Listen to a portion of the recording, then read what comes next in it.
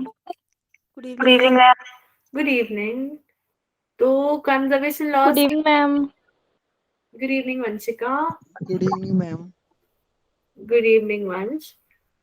कोई बता सकता है कंजर्वेशन लॉस क्या होते हैं? अच्छा, कंजर्वेशन क्या होता है ये बता दो. जो चीज पहले थी मैम फिक्स रहता है। वैसी रहेगी वो चीज। है ना, कंजर्व करना, किसी चीज को बचा के रखना कि उसका कुछ भी खराब ना हो, ऐसी की ऐसी रहे. और लॉ क्या होता है? नियम। नियम, है ना, जो बदल नहीं सकता किसी के लिए भी, सबके लिए सेम होता है ना. तो कंजर्वेशन लॉस फिजिक्स में होता है कि हम किसी चीज को बचा के रखते हैं और उस पर कंडीशन है कि भाई वो लॉ बन चुका है तो वो किसी भी चीज के लिए चेंज नहीं हो सकता. तो हमारे पास यहाँ पे 5 कंजर्वेशन लॉज है. Conservation of mechanical energy, law of conservation of energy, conservation of mass, mass energy. Good evening. और कंजर्वेशन ऑफ लीनियर मोमेंटम. इसके अलावा भी और होते हैं लॉस, पर अभी के लिए हम ये 5 कंसिडर कर रहे हैं. तो कभी नहीं समझ आया कि कैसे बोलते, कोई भी अगर लॉ पूछे कंजर्वेशन लगा हुआ है साथ में, तो बस आप ये बोल सकते हो, it can neither be created nor be destroyed. उसकी जो वैल्यू है वो फिक्स रहती है. तो यहाँ पे जो फर्स्ट लॉ आता है वो हमारे पास आता है कंजर्वेशन ऑफ मैकेनिकल एनर्जी का. अच्छा, तो ये कौन बता सकता है मैकेनिकल एनर्जी कौन सी होती है? कौन सी एनर्जी से मिलके बनती है मैकेनिकल एनर्जी, किसी को पता है? काइनेटिक एनर्जी और काइनेटिक एनर्जी पोटेंशियल एनर्जी और किनेटिक एनर्जी का काइनेटिक एनर्जी मिलके हमारे पास मैकेनिकल एनर्जी बनती है. और जब इन दोनों के साथ हमने कंजर्वेशन लगा दिया, मतलब इन दोनों की चीजों को नहीं बदल सकता कोई. तो उस तक चलने से पहले मैं एक छोटा सा यहाँ पे एग्जाम्पल लेती हूँ. मान लेते हैं कि अंशुल है हमारे पास, और दिनेश और जेसिका, ये 3 बच्चे हैं.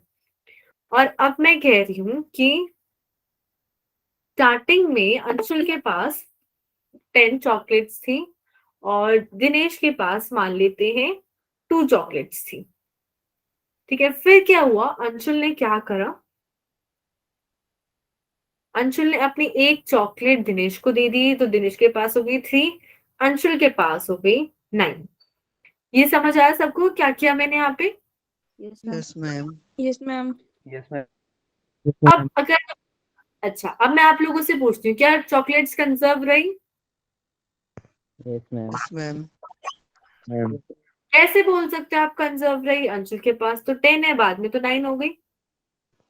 मैम टोटल बराबर रही। मैम वो दिनेश के एक दिनेश के पास करेक्ट. हम टोटल सिस्टम की देखते हैं कि जो जो चीजें उसमें थी, मतलब जैसे अंशुल था, दिनेश था, जेसिका थी, उन सबकी चॉकलेट्स टोटल करके देखा, क्या वो चेंज हुई? अगर वो चेंज नहीं हुई तो सिस्टम कंजर्व है.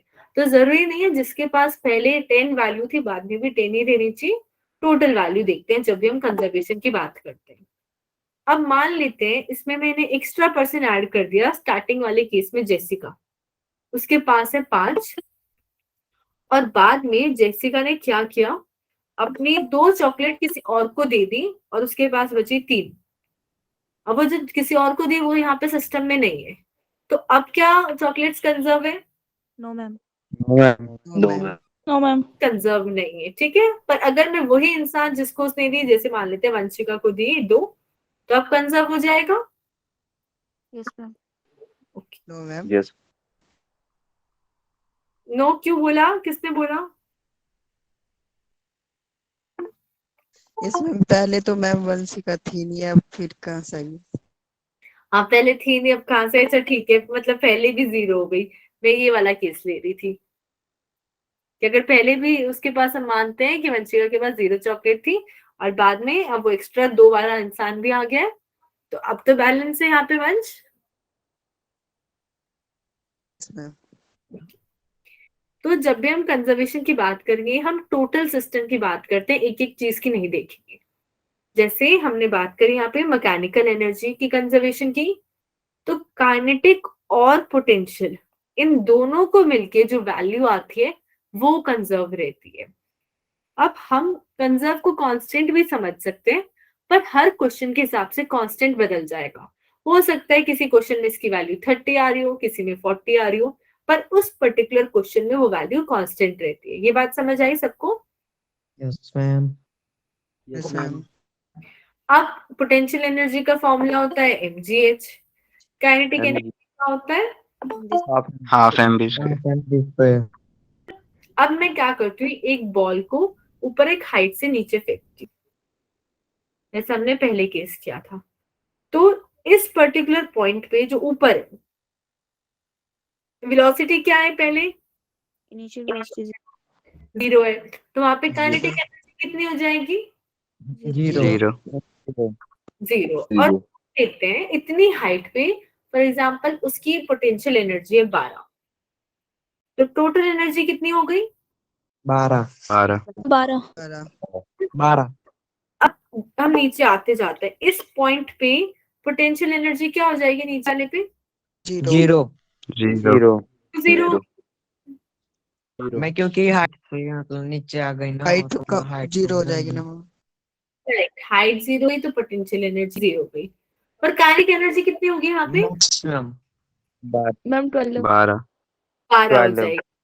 करेक्ट, 12 हो जाएगी, क्योंकि ऊपर वाले से ऐड कर रहे थे तो टोटल 12 आ रही थी, तो यहाँ पे भी टोटल 12 ही आनी चाहिए थी। अब अगर मैं बीच में कोई पॉइंट लूं जहां पे काइनेटिक 5 है, तो पोटेंशियल एनर्जी क्या होगी? 7। कितनी हो जाएगी? 7। 7। क्योंकि 5 अगर हमारे पास एक वैल्यू है तो टोटल सम 12 होना चाहिए था, तो दूसरी 7 हो जाएगी। ठीक है, तो इतना हमें ध्यान रखना है कि इनका सम सेम रहता है और जरूरी नहीं है वैल्यू सेम रहे पूरे टाइम। तो जब हम ऊपर जाते जाते हैं तो पोटेंशियल एनर्जी बढ़ती जाती है, काइनेटिक कम होती जाती है, पर नीचे आते जा रहे हैं तो काइनेटिक बढ़ती जा रही है, पोटेंशियल कम होती जा रही है, इसलिए वो बैलेंस हो जाता है। Okay. अब हमारे पास आता है कंजर्वेशन ऑफ एनर्जी। अब हर केस में क्या होता है, ऐसा नहीं है कि आपने जिस पर्टिकुलर एनर्जी से स्टार्ट किया वही आपको बाद में भी मिले। जैसे अगर हम बात करें कोई भी एक्सपेरिमेंट, जैसे मान लो गाड़ियों की टक्कर हो रही है, तो टक्कर हो रही है तो कुछ स्पीड से आ रही थी, वेलोसिटी से, v1 v2 वेलोसिटी काफी ज्यादा होगी, ऐसा तो नहीं 10 की स्पीड पे आ रही है फिर टक्कर हो गई, फिर तो कुछ रिएक्शन ही नहीं मिलेगा। एक 100 की स्पीड पे आ रही है, दूसरी 120 की स्पीड पे आ रही है और दोनों की टक्कर हुई। टक्कर होने के बाद कितनी वेलोसिटी होती है बाद में? 0। 0 ना, मान लेते फिर वो रुक गई एकदम से टक्कर होने के बाद। तो शुरू में तो उनकी इतनी बड़ी काइनेटिक एनर्जी थी, एक में 100 का स्क्वायर, एक में 120 का स्क्वायर, बाद में वो एनर्जी कहाँ गई?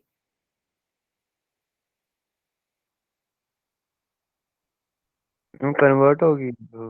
हाँ, वो कन्वर्ट हो जाती है। अब जब टक्कर हुई तो कितना डैमेज होता है, कहीं धुआं निकल रहा है, कहीं हीट प्रोड्यूस हो रही है, कहीं पे केमिकल रिएक्शंस हुए, कहीं पे जोर से आवाज आई, लाइटिंग हुई, वो सारी क्या है हमारी डिफरेंट टाइप्स ऑफ एनर्जी है।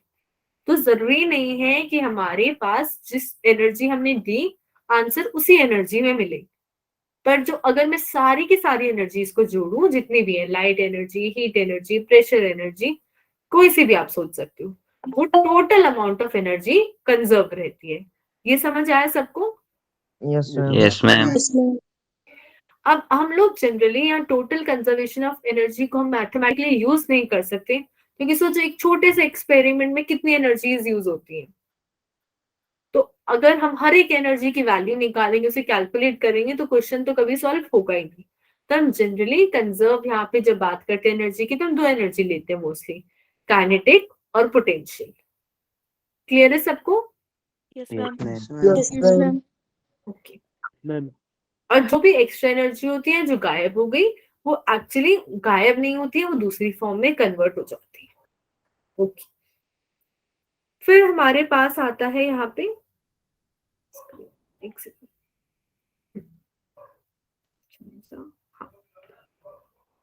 Conservation of mass. अब कंजर्वेशन ऑफ मास और मास एनर्जी इक्विवेलेंस में हल्का सा डिफरेंस है। कंजर्वेशन ऑफ मास का मतलब है, जैसे आप क्या करो, Mass can neither be created nor be destroyed हाँ, in the matter. Mass can neither be created not be destroyed, है ना, पर एक चीज से हम दूसरी चीज बना सकते हैं। जैसे आपने क्या किया, एक हाथ में आप एक बुक ले लो, दूसरे हाथ में आप रजिस्टर ले लो, उन दोनों का मास आप अलग अलग देखो, या फिर उन दोनों को जोड़ के अगर आप मास देखो तो भी आपको वैल्यू सेम मिलेगी। ये समझ आया सबको? है ना? अब इसका दूसरा एग्जाम्पल भी देख लेते हैं। मान लेते हैं कि आपने एक ग्लास में पानी लिया और उसमें आपने 2 चम्मच चीनी मिक्स कर दी, तो जो टोटल चीज बनी उसका भी उतना ही वेट होगा जितना आप उन अलग अलग चीजों को जोड़ के मेजर कर रहे हो। मतलब मीठे पानी में और जो नॉर्मल पानी का ग्लास और उस चीनी में वेट था वो सेम हो गया। ये समझ आया सबको? Yes ma'am. Yes ma'am. कि आप हाइड्रोजन फॉर एग्जाम्पल 4 ग्राम और ऑक्सीजन का मास हो जाएगा यहाँ पे 32 मॉलिक्यूल है, और इनसे मिलके वाटर बना, तो हमारे पास 36 ग्राम आएगा वाटर मॉलिक्यूल का मास। अब मास एनर्जी इक्विवेलेंस में क्या होता है? अच्छा, अब जब ये बताओ मेरे को, हाइड्रोजन और ऑक्सीजन से वाटर बनता है जब, तो क्या हाइड्रोजन बदलता है या ऑक्सीजन कुछ बदलता है? या हाइड्रोजन हाइड्रोजन ही रहता है, ऑक्सीजन ऑक्सीजन ही रहता है, बस वो एक बॉन्ड बना देता है? कौन सा ऑप्शन करेक्ट है? मैम वो गैसीय स्टेट से लिक्विड स्टेट में चेंज हो जाते हैं। अच्छा, स्टेट भी छोड़ देते, मैं ये बात करूँ हाइड्रोजन हाइड्रोजन रहता है या नहीं रहता है? रहता मैम। क्या बोला ललित? मैम वो आयन में चेंज हो जाता है मैम। आयन में चेंज हो जाता है, ठीक है। मतलब होगा तो पर ऐसे ही ना कि एक ऑक्सीजन है उसके साथ एक हाइड्रोजन ने बॉन्ड बनाया, एक हाइड्रोजन ने यहाँ पे बॉन्ड बनाया, ऐसे ही होता है। Yes yes ma'am. मैम। पर आप इस ऑक्सीजन को कार्बन बोल सकते हो? No ma'am. ऑक्सीजन ही एक इलेक्ट्रॉन दे दिया, ले लिया, जो भी करा इन्होंने, पर रहेगा तो वो ऑक्सीजन है, इसका एटॉमिक नंबर चेंज नहीं हो रहा है। ये समझ आया सबको? Yes ma'am. Yes ma'am. Yes ma'am. अब अगर मैं कुछ ऐसा कर दूं कि इसका एटॉमिक नंबर ही बदल जाए, तो एटॉमिक नंबर बदल गया तो मैं एटॉमिक नंबर कौन सी चीज बनाती है? प्रोटॉन्स, और प्रोटॉन से बताते हैं एटॉमिक नंबर। Yes ma'am. मैं और भी प्रोटॉन बताते हैं इलेक्ट्रॉन। मोस्टली प्रोटॉन बनाते हैं अंशुल, इलेक्ट्रॉन तो बदल सकते हैं ना आयंस बनने के बाद। Yes ma'am. तो हमारे पास अगर मान लेते हैं किसी चीज का प्रोटॉन बदलना है मेरे को, तो मेरे को कहाँ घुसना पड़ेगा उस एटम के? प्रोटॉन्स कहाँ होते हैं? न्यूक्लियस के अंदर। है ना, न्यूक्लियस में होते हैं। तो जब मैं कुछ ऐसा करती जिससे न्यूक्लियस ही बदल जाए, तब हम लोग मास एनर्जी इक्विवेलेंस यूज करते हैं। अब ये क्या कहता है, अगर मैं आपको इस छोटे से एग्जांपल की बात करूं, अगर मैं 4 ग्राम एक चीज का ले रही हूँ और दूसरी चीज है 2 ग्राम की, तो जो भी प्रोडक्ट बनेगा वो कितने ग्राम का होना चाहिए? 6 ग्राम। 6 ग्राम। इन दोनों 6 ग्राम। के एक प्रोडक्ट बनाया वो 6 ग्राम का होना चाहिए, पर एक्चुअली में वो बनता है 5.99 ग्राम का। मैं आधी एनर्जी वेस्टेज होती है इसमें बनाने के लिए। हाँ करेक्ट। ये क्या है, 5.99 एग्जैक्ट वैल्यू नहीं, वो चेंज हो सकती है किसी भी चीज के लिए। पर कहने का मतलब क्या है, जब हमने दो चीजों को एक ऐसा जोड़ा कि एक नई चीज बन गई, बिल्कुल नहीं। जैसे अगर आपने हाइड्रोजन और ऑक्सीजन को जोड़ा था, तो ये दोनों तो नहीं बदल रहे थे, हाइड्रोजन और ऑक्सीजन, पर अब एक ऐसी चीज बनाओ जिससे हाइड्रोजन हाइड्रोजन ना रहे और ऑक्सीजन ऑक्सीजन ना रहे, कुछ और ही एटम बन जाए। तो उस केस में क्या हुआ, बनाने से मेरे पास मास घट गया, तो ये बचा हुआ मास कहाँ जाता है? ये एनर्जी में कन्वर्ट हो जाता है। और उसी एनर्जी का फॉर्मूला आइंस्टाइन ने हमें दिया था, E इक्वल्स टू mc²। अब यहाँ पे मास क्या होता है, जो दोनों में फर्क आता है ना, ये वही मास है।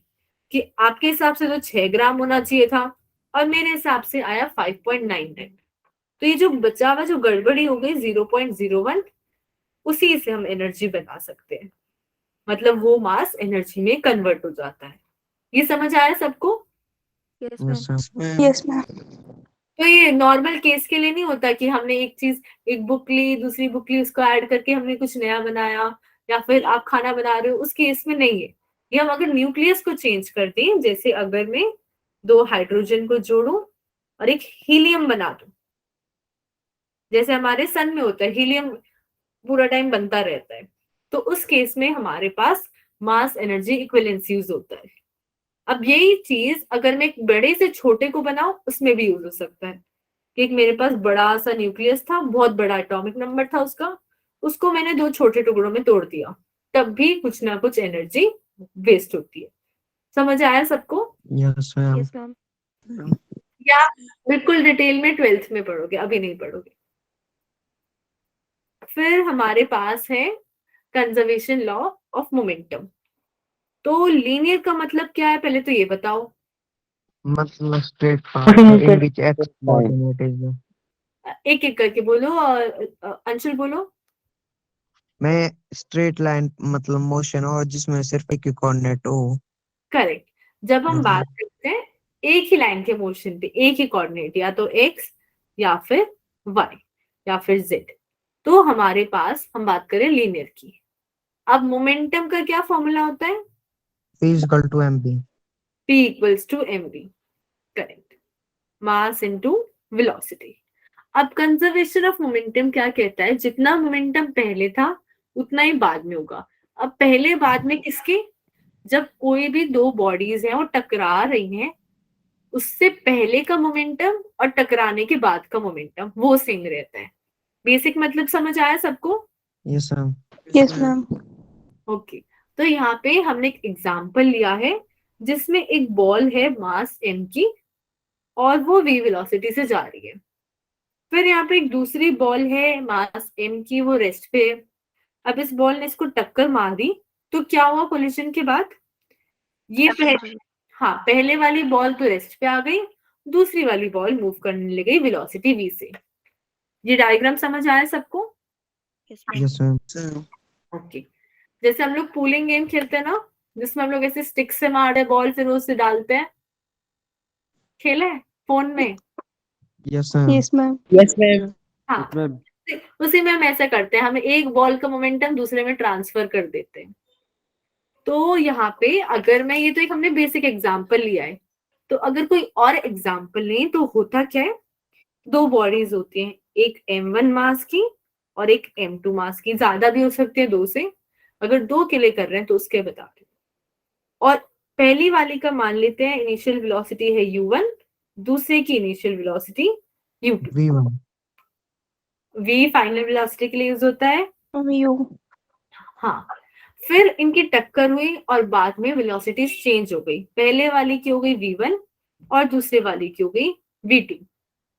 तो अगर मैं टक्कर से पहले का मोमेंटम निकालूं तो आएगा m1 u1, एक सेकंड स्क्रीन में दिख रही,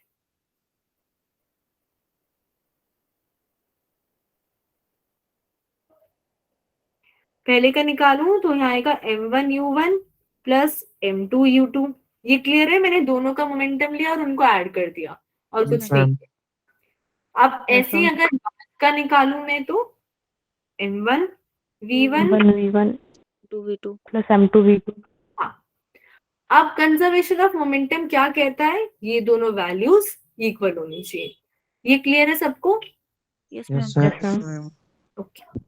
अब देखो इसमें इंपॉर्टेंट पॉइंट अगला क्या आता है कि ये जो हम वेलोसिटीज ले रहे हैं ना यहाँ पे, ये सारी एक डायरेक्शन की होनी चाहिए। कि अगर हम x की बात कर रहे हैं तो ये चारों की चारों वेलोसिटी x डायरेक्शन के लिए होनी चाहिए, या फिर अगर y की बात कर रहे हैं तो चारों y की होनी चाहिए। मतलब अगर मेरे पास कोई एक बॉडी थी ऐसे, वो दूसरी बॉडी से टकराई, अब क्या हुआ? ये दोनों बॉडीज ऐसे चली गई अलग अलग, एक ऊपर एक नीचे ऐसे। तो हमें क्या करना पड़ेगा? इनको 2 पार्ट में रिजॉल्व करना पड़ता है, 2 कंपोनेंट बनाने पड़ते हैं कि इसका भी x वाला बनाऊं और इसका y वाला। ऐसे अगर मैं दूसरी वाली का बनाऊं तो दूसरी वाली का x वाला और दूसरी का y। ये समझ आया सबको? Yes ma'am. Yes ma'am. फिर जब हम मोमेंटम देखेंगे तो एक बार सिर्फ x डायरेक्शन का देखते हैं कि इसका इनिशियल है x में, इसका भी इनिशियल है x में, फाइनल इसका ये हो गया x में, दूसरी वाली का ये हो गया x में। तब हम इन 4 को ले सकते हैं। फिर जब y डायरेक्शन की बात करेंगे तो इनिशियली तो x में था, तो इनिशियली तो y में है ही नहीं। मोस्टली केसेस में इनिशियली y में होता ही नहीं। फिर फाइनली में क्या हुआ? एक ये वाला y वाला आया और ये वाला y वाला। समझ आया सबको ये क्या बोला है मैंने? Yes ma'am. Yes ma'am. हम जब न्यूमेरिकल्स करेंगे लॉज ऑफ मोशन में आगे चैप्टर में, तो उसमें और क्लियर हो जाएगा। अच्छा, अब मैं आपसे एक छोटा सा क्वेश्चन पूछती हूँ। अगर मेरे पास यहाँ पे एक बॉल है और वो रेस्ट पे थी, ठीक है, उसमें कुछ भी मोमेंटम नहीं है, और इसी बॉल ने क्या किया, 10 kg की बॉल है। अब ये बॉल दो टुकड़ों में टूट गई, एक 5 kg और दूसरा भी 5 kg। अब इन दोनों की वेलोसिटी क्या होनी चाहिए? अच्छा, वेलोसिटी भी चलो मैं बता देती हूँ कि 5 दोनों की वेलोसिटी है 10 और 10। डायरेक्शंस क्या होनी चाहिए दोनों की? इनिशियल वेलोसिटी रेस 0 है, तो फाइनल वेलोसिटी क्या होनी चाहिए? वो होगी 10। उनकी डायरेक्शंस बतानी है कि ऐसे होंगी या फिर ऐसे होंगी। दो ऑप्शन है, A B. A. B. Ma'am A. जो ए बोल रहे हैं वो रीजन बताएंगे प्लीज। अच्छा अंशुल, अगर आप बता सकते हो बी का तो वो भी ठीक है।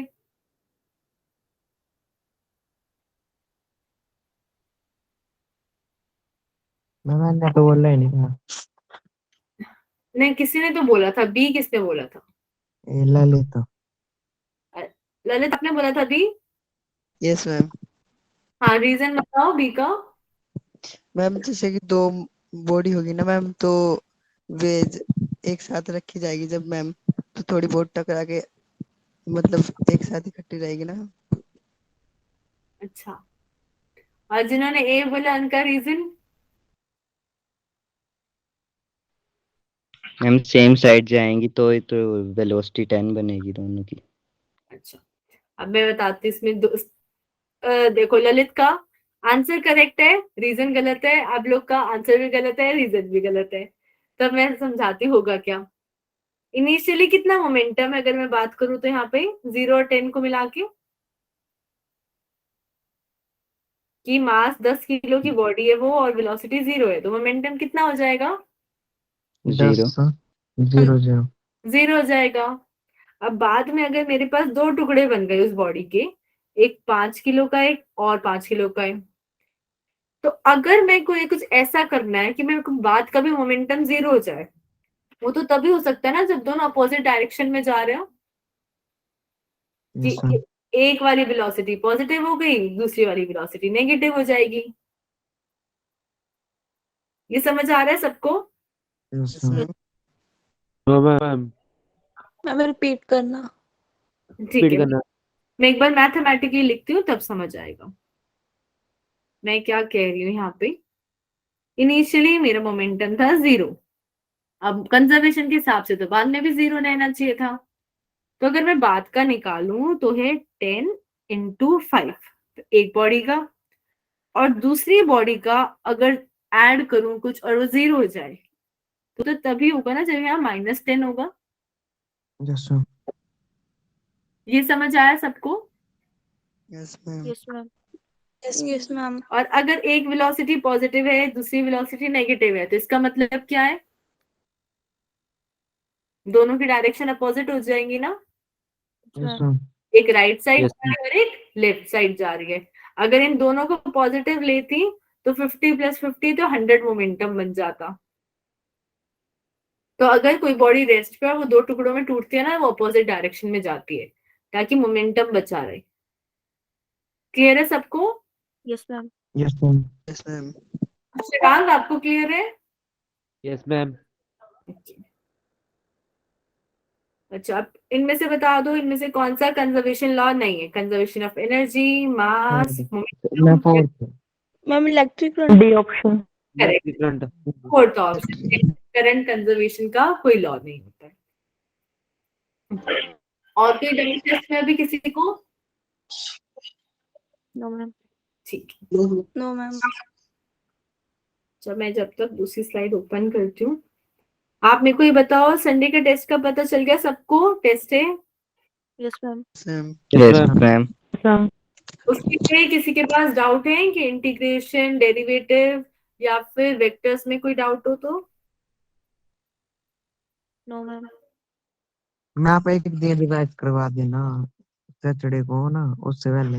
हाँ, सैटरडे को करवा दूंगी। हाँ, ये ठीक है।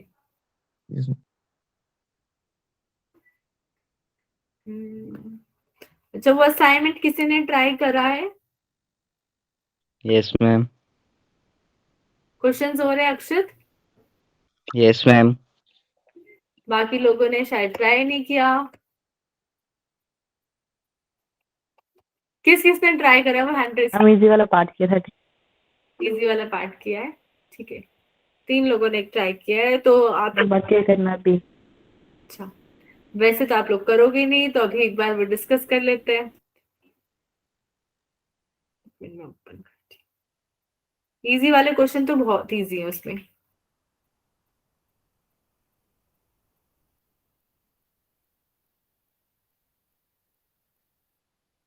तो मैं आपको हर क्वेश्चन में थोड़ी थोड़ी हिंट दूंगी, आप लोग सॉल्व करोगे और मेरे को बताओगे वैल्यूज। पर मैं एक्सपेक्ट करूंगी प्लीज सब लोग सॉल्व करना, क्योंकि अब क्लास में डिस्कस कर रहे हैं, वैसे आप लोग को टाइम नहीं मिलता ना स्कूल के कारण। Yes ma'am. ठीक है। Yes ma'am.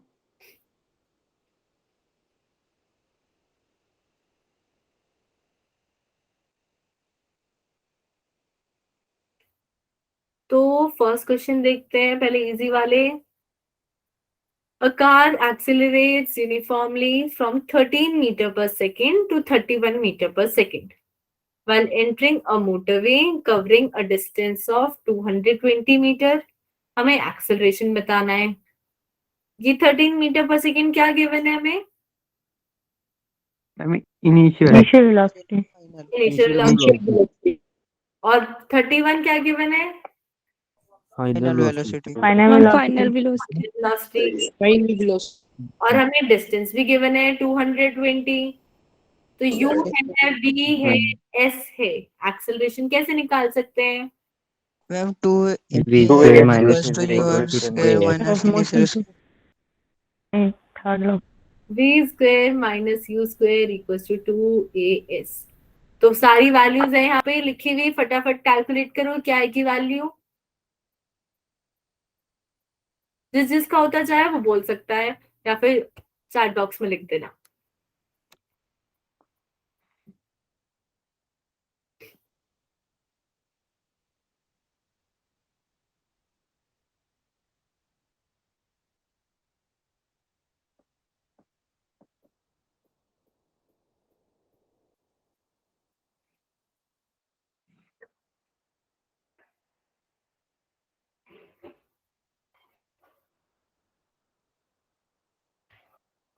मैम 1.8 मीटर पर second square. Correct. 1.8 1.8 metre per second square. सबकी वैल्यू आ गई है? Yes ma'am. कि किसी को डाउट है? Yes ma'am. अच्छा, जिस भी क्वेश्चन में अगर किसी को डाउट हो ना, वो हैंड रेस करते जाना, ताकि वो भी क्लियर हो जाए कभी। सेकेंड क्वेश्चन देखते हैं। Body starts from rest. Rest का मतलब क्या हो गया? Initial velocity 0। Initial velocity 0। Acceleration दे रखा है 2 मीटर पर सेकेंड स्क्वायर। और velocity of the body when it covers distance 10 metre. हमें बताना है वेलोसिटी जब उसने 10 मीटर पूरा कर लिया है। तो u है, एक्सेलरेशन है, डिस्टेंस है। तो हम फाइनल वेलोसिटी कैसे निकाल सकते हैं? फिर से ये फॉर्मूला। फिर से सेम से फॉर्म। इक्वेशन है सर, ये बी ऑप्शन है। सब लोग कैलकुलेट करो क्या वैल्यू आएगी। √40। ठीक है, 1 मिनट का टाइम देते हैं, सब लोग कर लेंगे।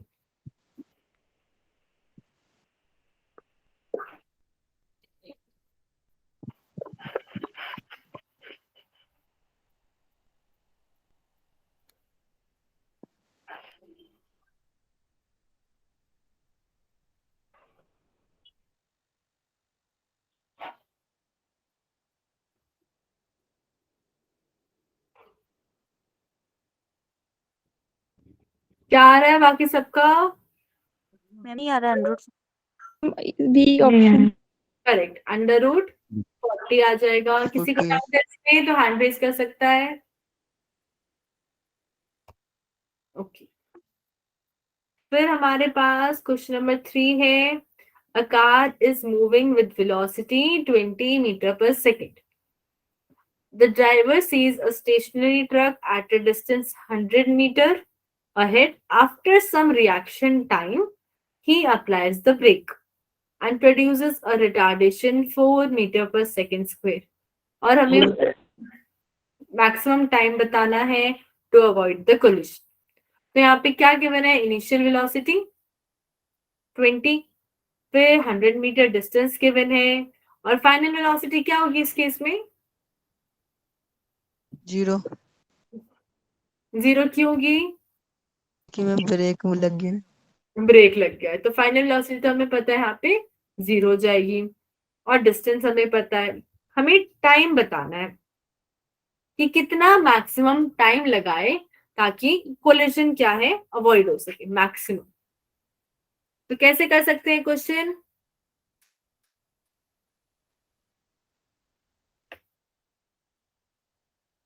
कोई बता सकता है?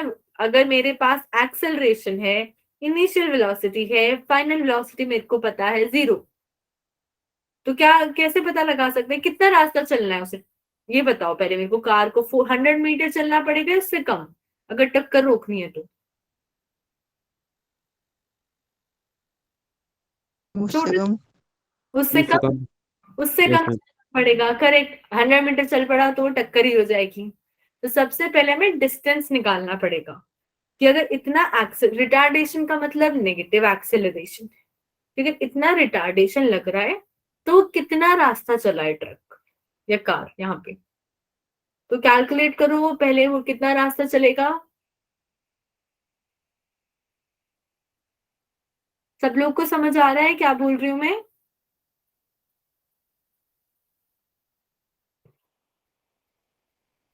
नहीं आ रहा है जेसिका? मैम एक बार रिपीट।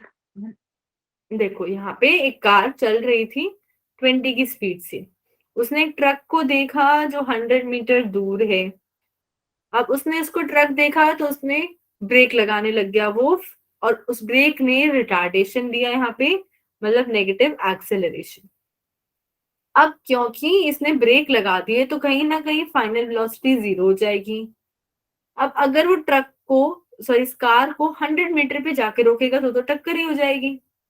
तो उसे कुछ रास्ते पहले पे रोकना है, तो हमें पहले निकालना पड़ेगा वो कितना पहले रोक रहा है उसे। ये समझ आया सबको?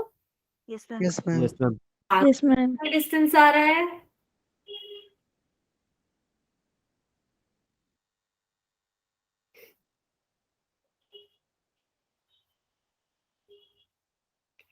डिस्टेंस कैलकुलेट कर सकते हो, फिर से वही सेम इक्वेशन है।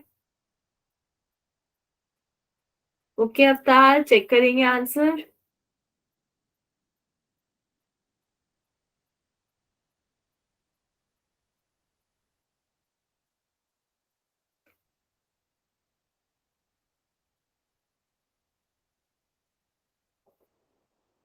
कितना डिस्टेंस आ रहा है सबका?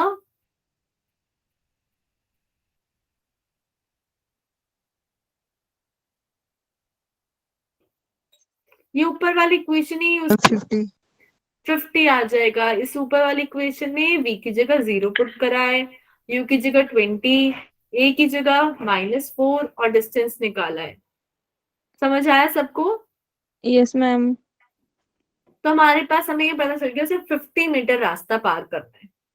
अच्छा अब मेरे को ये बताओ, अगर मेरे को मैक्सिमम टाइम निकालना होता है तो एक्सेलरेशन 0 होता है या उससे कुछ ज्यादा होता है मैक्सिमम टाइम के लिए? 0 से ज्यादा। ललित, एक्सेलरेशन का काम क्या होता है?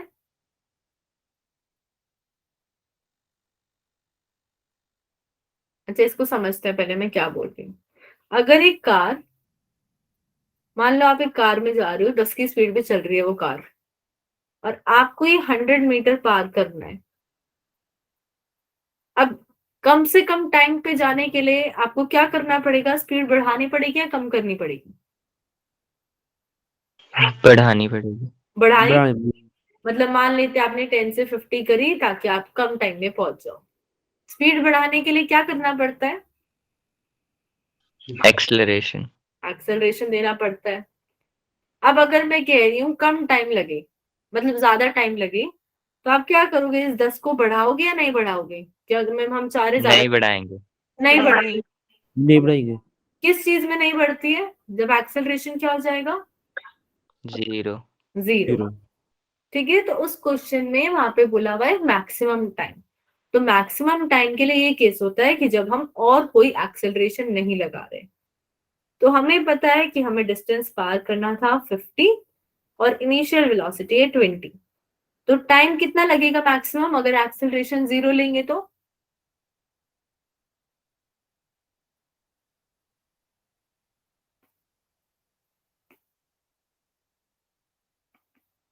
अगर हम एक्सेलरेशन 0 ले रहे हैं, मतलब ब्रेक नहीं लगा रहे हैं, तो कितना टाइम लगेगा मैक्सिमम? 2.5 2.5। 2.5। समझ आया सबको? Yes ma'am. अवतार आपको क्लियर है? Yes ma'am. अब हम नेक्स्ट क्वेश्चन पे चलते हैं। A truck has initial velocity 50 meter per second. On the application of brake, the truck stops at 200 meter. The acceleration will be, एक ट्रक की इनिशियल वेलोसिटी है 50, उसने ब्रेक लगाए जब वो 200 मीटर दूर था, तब जाके वो गाड़ी रुक गई। रुक गई तो मतलब फाइनल वेलोसिटी है 0। हमें एक्सेलरेशन बताना है। Yes, ma'am. कौन सी इक्वेशन यूज कर सकते हैं? V square minus C square equals 2AS. v square minus u square equals to 2as. Final velocity 0, initial 50, acceleration निकालना है और डिस्टेंस हो गया 200। कितनी आएगी वैल्यू? कैलकुलेट करो सब लोग।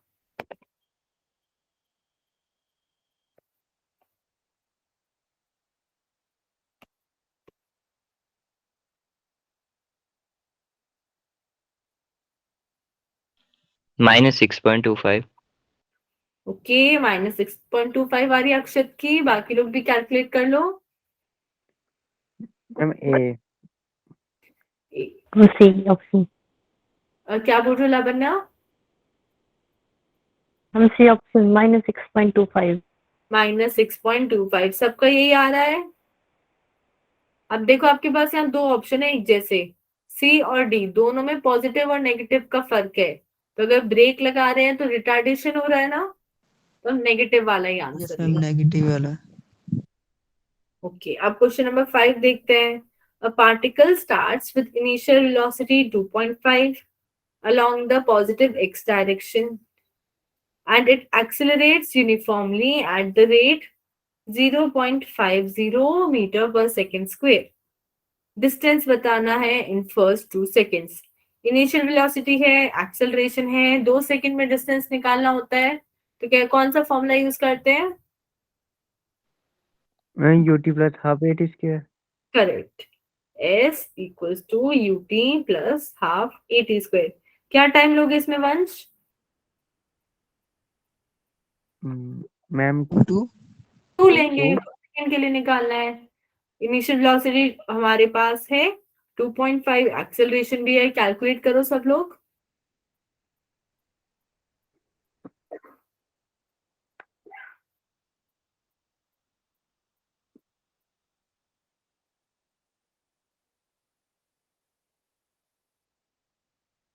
Ma'am 6 metre.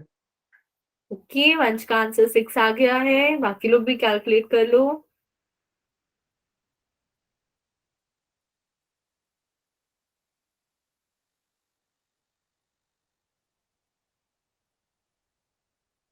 हम 6। सबका 6। है? Very good. किसी को डाउट है उसमें? इसमें तो हैंड रेज कर सकता है।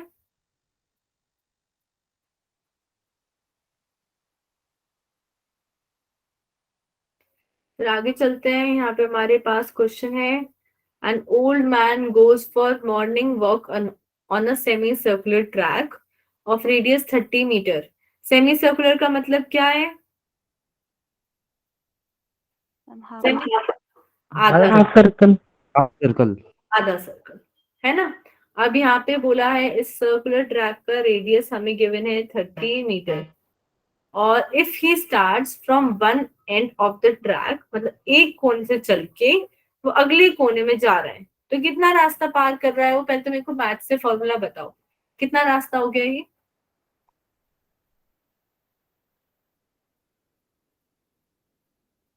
पूरे सर्कल का सर्कमफ्रेंस क्या होता है?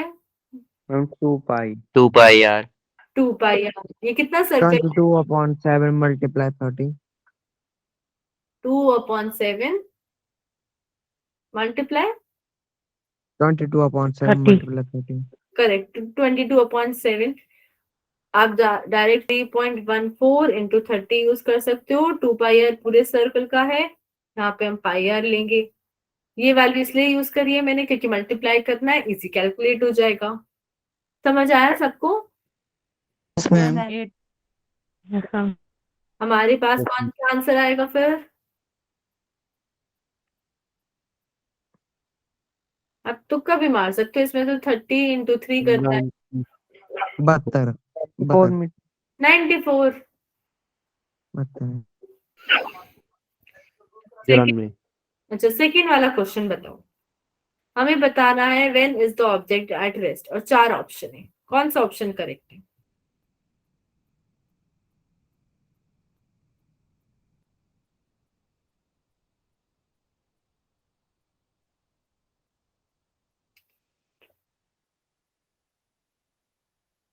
ए बी सी, कौन सा ऑप्शन करेक्ट है?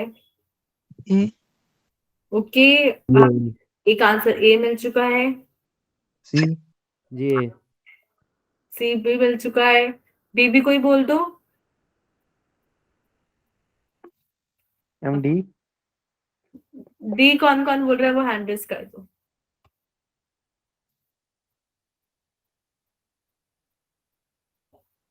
वंश, डी के पीछे रीजन क्या है?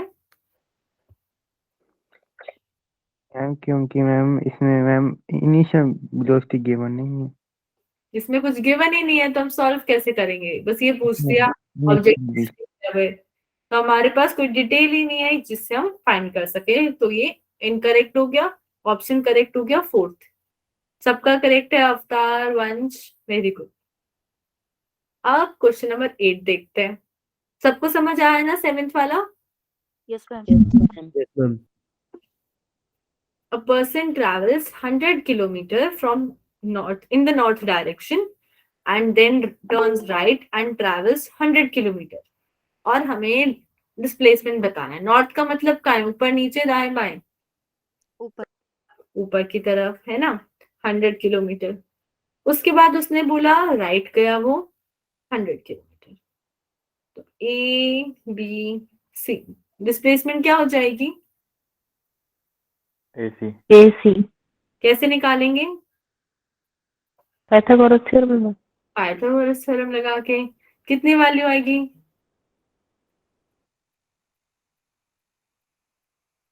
10. ओके, आंसर बोल रहा है 10 आएगी पाइथागोरस से। मैम बी 100√2 100√2 आ जाएगी। आप स्क्वायर करोगे 100 का स्क्वायर प्लस 100 का स्क्वायर हो जाएगा 2 इंटू 100 का स्क्वायर, और अंडर रूट लोगे तो 100√2। क्लियर है सबको? Yes, ma'am.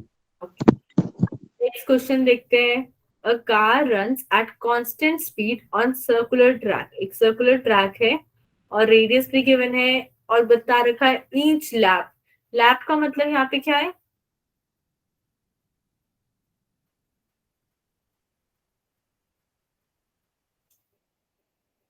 वो रेस देखिए, रिले रेस, जिसमें हमें पास करना होता है, फिर वो आगे वाला बंदा लेके उसे घूमता है, फिर अगले को पास कर। Relay race. Relay race. Relay race. यहाँ पे उसमें जो लैप का मतलब वही होता है एक चक्कर का टाइम, कि तुम एक पूरा चक्कर में कितना टाइम लगा रहे हो। यहाँ पे हर लैप मतलब हर सर्कल में टाइम लग रहा है 62.8। ये समझ आया सबको? Yes, ma'am. तो यहाँ पे आपने बोला है एवरेज वेलोसिटी बताओ और एवरेज स्पीड। तो पहले तो एवरेज वेलोसिटी बता दो, कैसे निकालते हैं average velocity? Total displacement upon total time. Total displacement upon total time. Displacement क्या हो जाएगा यहाँ पे?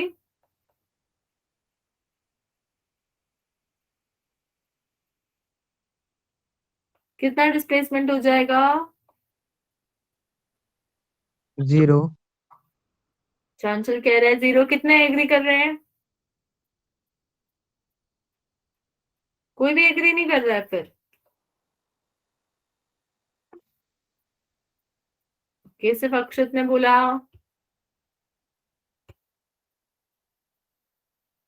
सर्कुलर जब एक बॉडी राउंड राउंड घूमती है तो कितना डिस्प्लेसमेंट होता है? 0 0। 0 होता है। तो किसी ने एग्री क्यों नहीं किया? अंशुल ने करेक्ट बोला था 0 ही होगा। तो एवरेज वेलोसिटी तो 0 ही हो गई। अब हम एवरेज स्पीड की बात कर रहे हैं, तो कितना रास्ता पार करता है वो एक सर्कल में? मैम वो भी 0। 0 होगा। वो भी 0 होगा। वंस एवरेज स्पीड का क्या फॉर्मूला होता है? Total distance upon total time taken. Time taken.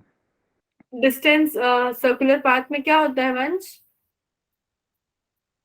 2 हम pi r। 2 pi r. 2 pi r. तो 0 कैसे बोला? यहाँ पे जब हम स्पीड की बात कर रहे हैं तो हमें डिस्टेंस निकालना है, तो हम 2 पाई आर से कैलकुलेट कर सकते हैं। और कितना टाइम लगता है टोटल एक सर्कल में?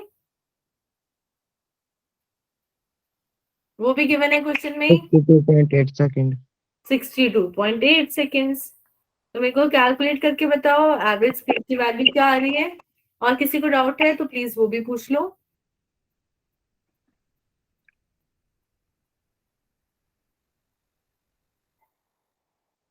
मैम 20। ओके, जेसिका का 20 आया। बाकी लोगों का क्या आ रहा है? मैम 20 मीटर पर सेकंड आ रहा है। सबका 20 आ रहा है? यस या सब कुछ हो गए पहले वाले? तुम्हारे पास यहाँ पे आंसर आ जाएगा 20। जिन लोग का 20 आ रहा है सबका करेक्ट है।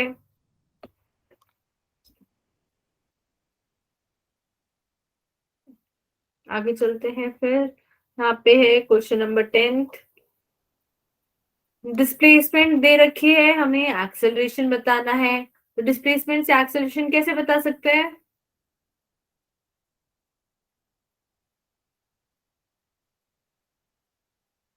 बताओ डिस्प्लेसमेंट और एक्सेलरेशन में क्या रिलेशन होता है? x का 2 स्क्वायर करते हैं। एक्स का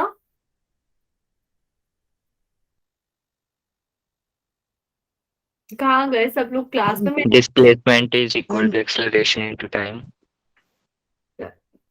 अच्छा देखो अक्षत, जो आप फॉर्मूला बोल रहे हो ना, पहले तो एक तो फॉर्मूला गलत है। दूसरा वो वाला फॉर्मूलेज हम इस केस में यूज नहीं कर सकते जब हमारे पास टाइम पे डिपेंडेंट है। ठीक है, अगर कोई मैम नंबर है तो उसके लिए तो यूज कर सकते हैं। बोलो ललित, क्या बोल रहे हो? मैम dx स्क्वायर अपॉन में dt। हाँ, dt स्क्वायर। ललित क्या कह रहा है? अगर हम पहले डिस्प्लेसमेंट का डेरिवेटिव कर दें तो हमें क्या मिलेगी? वेलोसिटी। वेलोसिटी मिल जाएगी। और कोई आंसर क्यों नहीं कर रहा है? डिस्प्लेसमेंट के डेरिवेटिव से वेलोसिटी मिलती है ना? Yes ma'am. Yes ma'am. Yes ma'am. Velocity के डेरिवेटिव से क्या मिलता है? एक्सेलरेशन। एक्सेलरेशन। तो जब भी हमारे पास ऐसा फॉर्मूला है डिस्प्लेसमेंट का तो हम डायरेक्टली डिवाइड मल्टीप्लाई नहीं करते, पहले डेरिवेटिव करते हैं। तो पहले तो देख के बताओ वेलोसिटी की क्या वैल्यू आएगी? डेरिवेटिव के बाद वेलोसिटी क्या हो जाएगी?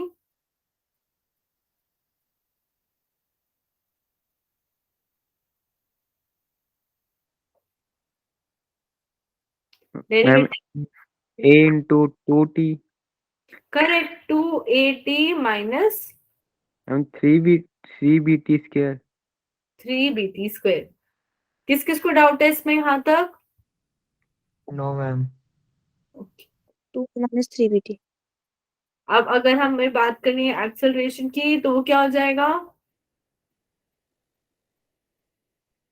इसका फिर से डेरिवेटिव कर दो। Ma'am 2a minus 3vt 6bt 6bt 6bt। अब क्वेश्चन में हमें बोला हुआ है कि हमें वो टाइम बताना है जिसमें एक्सेलरेशन 0 हो जाए। इसको 0 पुट कर देते हैं तो टाइम की वैल्यू क्या आएगी? तो मैम a/3v a/3b। सबको समझ आया कैसे हुआ ये? Yes ma'am. Yes ma'am. ऐसे 2a/6bt आया, दोनों को डिवाइड करेंगे तो 3 आ जाएगा। अब नेक्स्ट क्वेश्चन देखते हैं हम लोग। A particle has an initial velocity 3i cap plus 4j cap and acceleration 0.4i cap plus 0.3j cap। ये क्वेश्चन आई थिंक पहले भी आपके असाइनमेंट में आया हुआ है ना। और हमें स्पीड बतानी है जब टाइम 10 सेकेंड्स हो जाए। तो अगर इनिशियल वेलोसिटी है u, एक्सेलरेशन है a, टाइम भी गिवन है, फाइनल वेलोसिटी निकाल सकते हैं। Yes ma'am. Yes, sir. तो पहले तो ये बताओ फाइनल वेलोसिटी का वेक्टर क्या आएगा?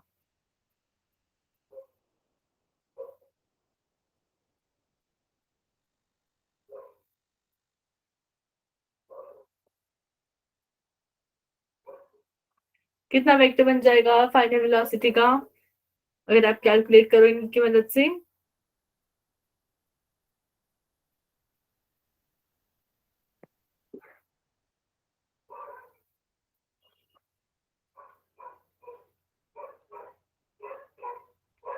कौन सी इक्वेशन यूज कर रहे हो?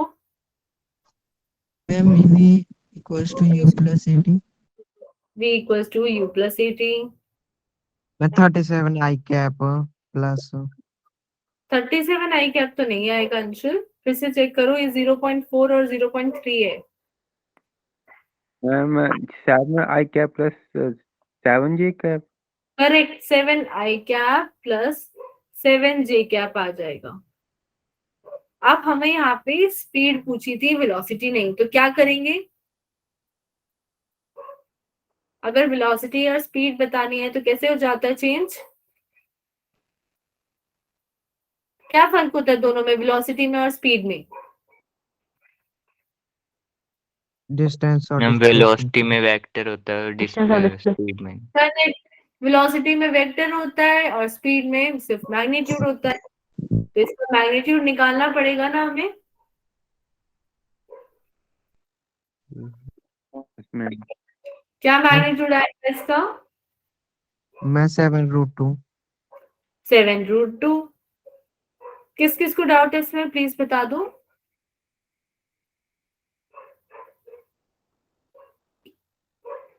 अच्छा, क्वेश्चन नंबर 12, ये भी आपके असाइनमेंट में वैसे ही आया हुआ था पहले। क्या आंसर होगा इसका कि अगर दो बॉल को हम फेंक रहे हैं, एक को ऊपर और एक को नीचे, तो कितनी वेलोसिटी से ग्राउंड को टच कर रही है?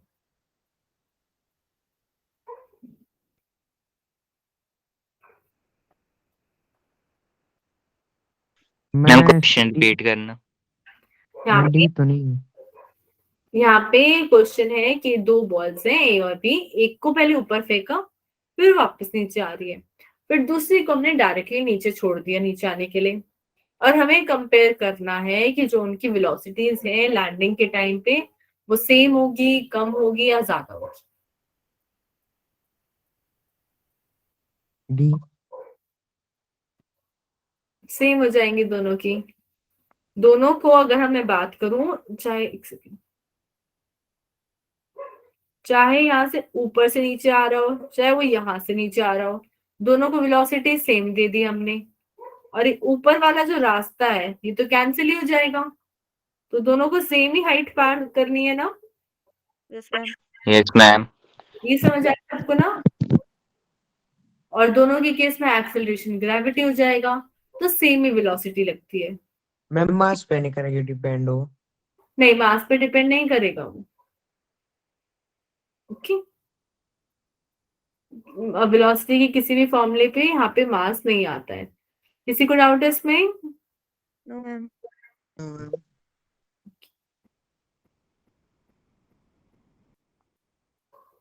एक सेकंड।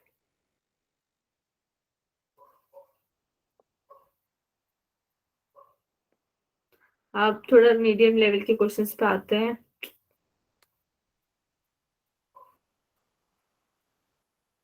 मीडियम वाले किस किस ने ट्राई करे थे?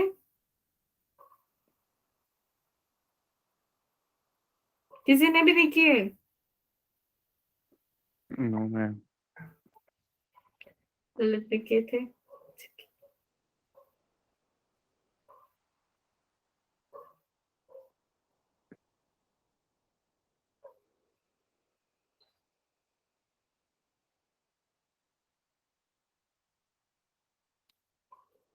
अच्छा, मेरे एक ना मैं टेबल यहाँ पे बना रही हूँ, आप उसको नोट भी कर सकते हो बात के लिए। सब लोग को स्क्रीनशॉट लेना आता है? Yes yes ma'am. Ma'am. Yes ma'am. ठीक है, यहाँ पे एक टेबल बना देती हूँ, इसको नोट कर लो।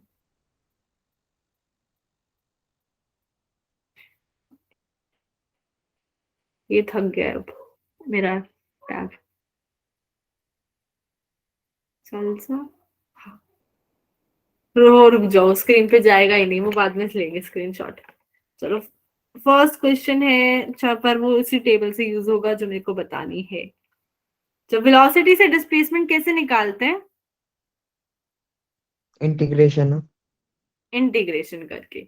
यहाँ पे एक छोटी सी टेबल बना रही हूँ, एक्स वी ए और ए वी एक्स। फिर से इजी सी टेबल है कि अगर मेरे पास x का मतलब यहाँ डिस्प्लेसमेंट है, v का मतलब वेलोसिटी और a का मतलब एक्सेलरेशन।